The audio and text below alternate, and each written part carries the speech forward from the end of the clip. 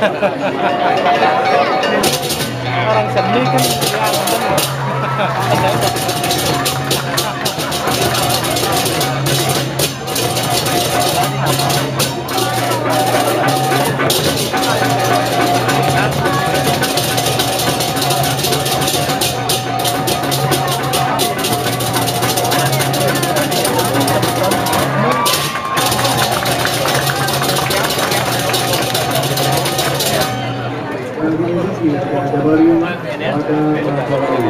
di mana raja akan menyita kapal-kapal yang terdapat, wilayah mereka lengkap beserta seluruh muatannya.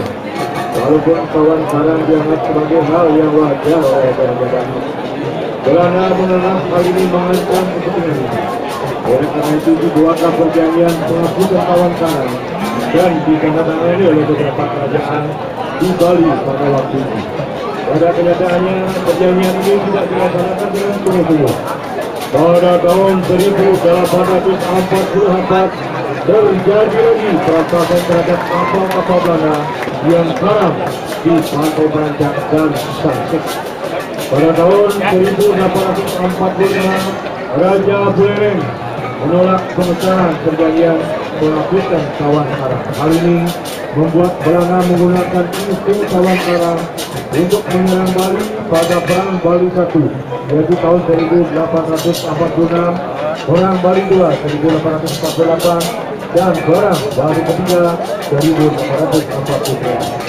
Berdasarkan informasi atas ungkapan tentang apa yang dicarakan dirasakan dari penghayatan sebuah syarah menginspirasi untuk mengungkapkannya kembali ke dalam sebuah bentuk kubus tabu berkayu yang heroik piramid sebagai pemikiratan dari konsep kawan karam. Penata tabu Paniloga Pranata, Ibu Inoma Mariana, Penata gerak Wayan Wasnawa, pendukung Rangga Seni Topo Iwo.